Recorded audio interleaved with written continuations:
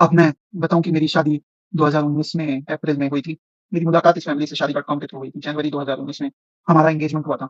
Engagement के दौरान और शादी के पहले तक मेरी पत्नी बहुत ज़्यादा बोलती नहीं थी फ़ोन पर जब बात होती थी हमारी और काफ़ी सोच समझ के जवाब देती थी, है ना?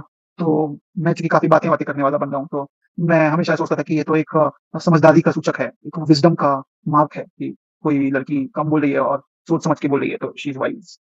बट सच्चाई ये है कि जो मेरी पत्नी ने मुझे खुद बताया कि उनकी भाभियाँ, माँ इत्यादि लोगों ने इसे समझाया कि शादी के पहले कम बात करो, नहीं तो शादी टूटने के चांसेस होते हैं। अब मुझे समझ में आता है कि ऐसा क्यों बोलते हैं, क्योंकि अगर लड़की ज़्यादा बोलेगी तो सच पता चल जाएगा शादी के पहले। अप्रैल में हमारी शादी हुई क्योंकि इसके पिता को डॉक्टर ने कम टाइम दिया था। शादी के बाद हम 2 दिन के लिए मेरे माँ-बाप के का घर जो बिहार में है, वहाँ पर गए। 2 दिन सिर्फ थे वहाँ पर। मेरे पास टिकट्स हैं बैंगलोर है। उसके बाद कभी बिहार नहीं गए क्योंकि बाद में कोरोना हो गया, बच्चा था पेट में, नौकरी थी बट और कोरोना था तो उसके बाद नहीं जा पाए, है ना? माँ यहाँ आ गई।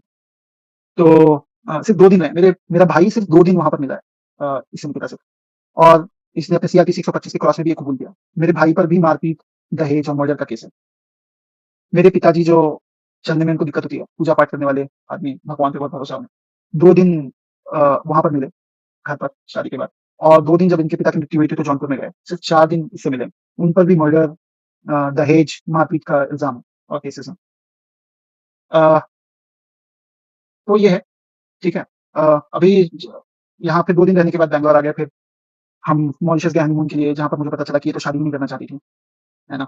और कैसे इनके परिवार वालों ने इसे समझाया कि ताकि तबीयत खराब है तो शादी कर लो, तो उसने शादी कर ली और ये पढ़ी-लिखी लड़की है। तो पता नहीं मुझे क्यों किया शादी इसने। मैं तो शॉक था सुन के कि कमाल हो गया ये। वहाँ पर भी इनके कारनामे थे, मॉरिशस में भी, है ना? और कई बात पर हमारा वहाँ पर भी लड़ाई हुआ, है ना? जैसे कि सामान खो देना, बस छोड़ देना और हँसना उसके बाद। यानी वापस आए मैं जो एक हस्बैंड कर सकता है, जितना प्यार दे सकता है ना? तो इनको ऑफ़िस पहुँचाने जाता था 13 किलोमीटर अपनी बाइक पर, बैंगलोर में काफ़ी ट्रैफ़िक होता है। फिर वहाँ से अपने ऑफ़िस काम करने आता था, फिर शाम को इनके ऑफ़िस जाता था लेने के लिए और फिर वहाँ से वापस आता था। तो डेली तकरीबन 50 किलोमीटर साइकिल चलाता था, मोटरसाइकिल चलाता था। अ, और ऐसे करके जो भी मैं कर सकता हूँ किया, फिर थोड़ा-थोड़ा इनका नेचर पहले से बदला। फिर ये प्रेग्नेंट हुई, फिर इनके पिता की मृत्यु हो गई, तब और भी थोड़ा-सा नेचर ठीक हुआ। फिर इनकी नौकरी चली गई क्योंकि इनका डिसिप्लिन इश्यू था, वो मेल्स नहीं है मेरे पास। उसके बाद चीज़ें बहुत ही गंदी हो गईं। उसके बाद इन्होंने घंटों-घंटों नौकरी जाने के बाद अपनी माँ से बात करना शुरू किया। इसकी माँ ने इन्हें चीज़ें समझानी शुरू की। उसके बाद इनके दोस्तों का जो सर्कल है उनसे बात-वात दिन भर करती थी। दिन भर कोरियन ड्रामा देखती थी, कोरियन रोमांटिक ड्रामा। उनका एक्सपेक्टेशन था कि मैं जो है ना कोरियन आदमी जैसा हो जाऊँ, लेकिन मैं इंडियन आदमी हूँ और मैं ऐसे ही ठीक हूँ। थैंक यू मुझे कोरियन आदमी नहीं बनना, क्योंकि काम-धाम भी करने होते हैं आदमी को, ज़िंदगी मूवी नहीं। हाँ, अगर जिनको ऐसा लग रहा हो कि हम अपनी पत्नियों से यहाँ पे शहरों में प्रताड़ित करते हैं और काम कराते हैं, उनको मैं ये बताना चाहूँगा कि भई हमारे पास यहाँ काम करने के लिए हाउसमेड होती है, वो अम्मा आती थी काम करने के लिए, कुक होता है ना? तो ये जो अम्मा आती हैं, ये बर्तन धोने से लेके झाड़ू-पोछा लगाना, बेडशीट चेंज करना, कपड़े धोना, बाथरूम साफ करना, सारा काम करती हैं। जो कुक है वो खाना बनाता है, तो आपको कुछ नहीं करना है, सिर्फ़ इतना काम करना है कि डॉक्टर ने आपको हेल्दी खाने को बोला है, वो खाना है। डॉक्टर ने आपको थोड़ा फिज़िकली एक्टिव होने को बोला है क्योंकि वो जो नली होती है बच्चे को जैसे न्यूट्रिशन मिलता है माँ से, उस नली से खून कम जा रहा था। ये रिपोर्ट में आया था और डॉक्टर ने बोला था आपको फिजिकली एक्टिव होना है और हेल्दी खाना है। उसी से वो ठीक होगा। तो हम मेरी माँ दिसंबर में आ गई थी ख़्याल रखने के लिए। सालों बाद हमारे घर में कोई बच्चा होने वाला था। मेरे पापा चल नहीं पाते ठीक से लेकिन फिर भी उन्होंने मेरी मम्मी को भेजा कि जाकर ख़्याल रखो। मेरी मम्मी आने के बाद सब कुछ और काम जो होता है, पूजा होती है ना? वो सब होने लगा। इनकी माँ का कहना ये था कि ऐसा कोई काम नहीं करना है। ये टहलने के लिए मैं मेरी मम्मी साथ जाने की तैयार है तब भी नहीं जाना, हेल्दी खाना नहीं खाना। मेरी माँ वेजिटेरियन है ना? मैं ज़्यादा ही मॉडर्न बन गया था एक वक़्त पे और मेरी माँ के आने के पहले तो घर पे भी अलाउ होता था। मैंने घर पे अलाउ किया था कि चलो ठीक है, तुम्हें अच्छा लगता है नॉन-वेज खाना तो खाओ। मेरी माँ आने के बाद घर में तो ऑब्वियसली नॉन-वेज नहीं बना सकते, तो ये बाहर से नॉन-वेज मँगाती थी। तो जैसे चिकन खाया, तो इनकी आदत है कि डस्टबिन में नहीं फेंकेंगे, थाली में नहीं रखेंगे, वहीं हड्डी कोने में फेंक देंगे। अब आप सोच सकते हैं कि मेरी माँ वेजिटेरियन है, तो अगर वो हड्डी ऐसे दिखेगी ओपन ऐसे, तो उसे कैसा लगेगा? क्या इससे झगड़ा नहीं होगा? क्या ये करना ज़रूरी है? क्या आप डस्टबिन में नहीं फेंक सकते अगर मँगा भी रहे हो तो? कोई भी पूजा-पाठ हो रहा है तो मेरी माँ ने जैसे इसे 1 साड़ी या कोई 1-2 ड्रेस दी, है ना? चाँदी का सिक्का दे दिया। तो इनकी माँ का कहना था कि बाकी लोगों को छोटी-छोटी पूजा में 6-6 ड्रेस मिलती हैं, 6-6 साड़ियाँ मिलती हैं और सोने का एक सेट मिलता है। तो हर छोटी पूजा पे इनका एक्सपेक्टेशन है कि 6-6 ड्रेस देंगे और सोने का सेट देंगे आप, है ना? ये इनको सिखाती थी। ये सिखाती थी कि शुरू से जब तक तुम काम नहीं करोगे ना, जब मेरी माँ यहाँ नहीं थी और इनको उल्टियाँ होती थी तो मैंने अपने हाथ से इनको उल्टी साफ किया, है ना? अतुल सुभाष जी का वीडियो देखकर, वो वीडियो जो मरने से पहले उन्होंने सुसाइड नोट लिखा था, और वो वीडियो देखकर यही समझ आती है कि शादी अब सिर्फ समझौता मात्र रह गया है। शादी में सुकून मिलेगी आपको, इस भ्रम में नहीं रहे। अगर आपको, हम तो सीधी सिंपल सी बात कहते हैं कि अगर आपको लगता है कि हम अपना जीवन अकेले काट सकते हैं, तो फिर क्यों किसी की जिंदगी के साथ खिलवाड़ करना? मत शादी कीजिए ना। और क्या कहूँ, मतलब इस ये तो नहीं कह सकते ये स्वर्ग है, ये तो असली नर्क यही है जिंदगी। तो हम यही कहेंगे कि अगर निकिता के बारे में, वो भी एक औरत है, मैं खुद एक औरत हूँ, मैं नहीं चाहती कि मैं किसी औरत के बारे में ऐसा कुछ बोलूँ। लेकिन अगर साक्षात पिशाचिनी का, वो किस दौर से गुजर रही थी, नहीं गुजर रही थी, मुझे नहीं पता, क्योंकि उसका मतलब निकिता का भी कोई बयान हमने सुना नहीं है। जो अतुल सुभाष जी ने वीडियो अपना सुसाइड नोट लिखा, वो देखकर समझ यही आ रही है कि हाँ, उनके साथ कुछ कुछ क्या बहुत बुरा हुआ, जैसे कि काम कर, मतलब जो वीडियो में उन्होंने बोला है, तो वो देखकर यही समझ आ रही है कि मतलब उनके साथ जितना भी कुछ हो रहा था, मतलब गलत हो जो रहा भी था। एक हस्बैंड को करना चाहिए, एक प्रेग्नेंट औरत का जो ख्याल रखना चाहिए, जो एक कर सकता है आदमी कर रहा है ना? जो भी बेस्ट मेडिकल केयर हो सकता है, हम पे ये भी इल्ज़ाम है कि हम उनको खाना-पीना नहीं देते थे और दवाइयाँ नहीं देते थे। मेरा जो बेस्ट है बैंगलोर का हॉस्पिटल, वहाँ मेरे बच्चे की डिलीवरी हुई है। जो दवाइयाँ, जितनी दवाइयाँ हो सकती हैं, टेस्ट हो सकता है, किया है, तकरीबन 2 ढाई लाख रुपए हमारी खाली डिलीवरी में पैसा खर्च हुआ है। जो कि मुझे नहीं लगता है कि इंडिया में ज़्यादातर लोग खर्च कर पाते हैं। जो best medical care, best food हो सकता है, सब कुछ दिया है। किसी चीज़ की कमी निकली, फिर भी हम पे ये इल्ज़ाम है कि हमने खाना नहीं दिया और इन्हें दवाइयाँ नहीं दी। इनका जो इनकी माँ ये क्या बताती थी कि उनके घर पे पूरे खानदान में किससे क्या झगड़ा हो रहा है, क्या प्रॉब्लम है। ये सारा का सारा मेरे मेरे बेडरूम में एक अपनी प्रेग्नेंट बेटी को बता रहा है। क्या एक प्रेग्नेंट लड़की को इतना नेगेटिव कुछ जानना चाहिए? प्रेगनेंसी से कुछ पता चाहिए। बट इनकी जो फ्रेंड सर्कल है, इनमें मैक्सिमम लोगों का या तो डिवोर्स हो चुका है या डिवोर्स हो रहा है, होने वाला है, या फिर शादी नहीं करनी है, शादी हो गई तो बच्चे पैदा नहीं करने हैं। तो ये इनका फ्रेंड सर्कल था, है ना? तो ये सब कहानी है। मेरी माँ अब यहाँ आई, उसके बाद फिर बच्चे का जब डिलीवरी हो गया, उसके बाद वो पूजा होती है 1 महीने बाद होगी, तो उसमें इसकी माँ, भाई आए। मेरा घर 1 बीएचके का है, 1 बेडरूम और बाहर हॉल और किचन। वहाँ मेरी माँ सोती थी। तो हमने इनके लिए पास में एक होटल में, ठीक-ठाक होटल में, तकरीबन 2 ढाई हज़ार रुपए तकरीबन उसका भाड़ा पर डे का था, वहाँ पर इन्हें रुकवाया। ये लोग जो जौनपुर में इनका घर तबेले के पीछे है ना? इनका पुश्तैनीगढ़ तबेले के पीछे है, जिससे इनको शर्म आती है। वो लोग ये होटल में आके, जो कि काफ़ी नाइस है ना? उसमें इनको प्रॉब्लम है कि ये कैसे होटल में हमें ठहरा दिया है और अच्छा होटल क्यों नहीं कराया है। हम जो अपने बच्चे को चढ़ा रहे हैं, पूजा में दे रहे हैं, खिलौने, गिफ्ट्स, कपड़े, वो इनके हिसाब से अच्छे नहीं है, जो मेरी मम्मी ने बच्चे के लिए दिया। वो बनवा के लाई थी बच्चे के लिए मेरे घर से। वो सब इनको अच्छा नहीं लग रहा है, कम लग रहा है। जो कि आप मेरे यहाँ गेस्ट हो, आपका तो बनता भी नहीं बोलना। मुझे नहीं पता कि उन लोगों के बीच में क्या था, नहीं था, पर दोनों लोग एजुकेटेड थे। अगर कुछ प्रॉब्लम ही थी तो आपस में बैठकर सुलह कर लेना चाहिए।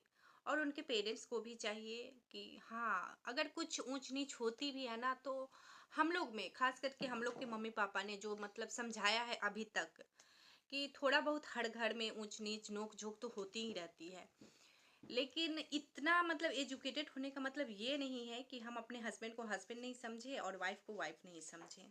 ये मतलब क्या, मतलब समझ ही नहीं आता है। और जहाँ तक मैंने सुना है कि माँ माँ जो होती है, ये हम नहीं कह रहे हैं कि हाँ, किसी भी लड़की के माँ को मतलब ससुराल में, अपनी बेटी के ससुराल में इंटरफेयर करना चाहिए। क्यों नहीं करना चाहिए, ज़रूर करना चाहिए। भाई, हमारी बेटी है, हमने अपनी बेटी को कलेजे के टुकड़े को दूसरे के घर भेजा है, तो ठीक है, वो उसका अपना घर है। लेकिन जहाँ ज़रूरत होगा, क्योंकि ससुराल, एक लड़की को ससुराल जाने के बाद क्या होता है ना, कि ससुराल में उसका अपना कोई नहीं दिखता है। और ये जो लोग बोलते हैं ना कि मतलब अपना नहीं दिखता है, सास होते हैं, ससुर होते हैं, तो ये माहौल ससुराल वाले ही देते हैं। माँ को माँ, मतलब सास को सास की तरह देखती है लोग, ननद को ननद की तरह देखती है, मतलब हम औरतें। वो आप माहौल दीजिए ना कि सास को एक माँ की तरह हम देखें, ननद को अपनी बहन की तरह देखें, देवर को, जेठ को हम अपने भाई की तरह देखें। तो वो माहौल दीजिए आप औरतों को, ताकि वो मतलब कि पूरी तरह से ये हो जाए कि हाँ, ये मेरा अपना घर है। अब उनकी माँ कैसी थी, नहीं थी, मुझे समझ नहीं आ रहा है कि ये कैसा संस्कार उन्होंने दिया। और निकिता बहन, सच में मैं बोलना चाहूँगी कि अगर दुनिया में अगर किसी पिशाचिनी का नाम लिया जाएगा ना, तो सबसे पहले आपका लिया जाएगा। कुछ टाइम पहले ही मुज़फ्फरपुर में भी हमारे शहर में हुआ था। एक मैडम थी, लेडीज़ थी, जो अपने प्रेमी के लिए, अपने मतलब खुद का जना बच्चा, खुद की बेटी, जिसको उन्होंने अपने प्रेमी के लिए मार दिया। भाई, आपको प्रेमी के साथ रहना था तो आप आराम से जा सकती थी, अपने हस्बैंड को तलाक दे देती, आप अपने हस्बैंड को छोड़ देती। उस बच्ची का क्या दोष था उसमें? उस बच्ची को क्यों मारा? और सबसे बड़ी बात, अतुल, अतुल के लिए तो एक ही, अब तो वो है नहीं इस दुनिया में, तो उनके लिए क्या ही कहूँ मैं। लेकिन उनके लिए सिर्फ एक यही वर्ड आता है कि भाई, लड़ना था इस तरीके से, मतलब इस तरीके से नहीं करना था आपको। आपके साथ अगर प्रॉब्लम थी, ऐसा कुछ था, तो आप मरने से पहले सुसाइड वीडियो बना सकते हो, सुसाइड का वीडियो बना सकते हो, सुसाइड नोट लिख सकते हो।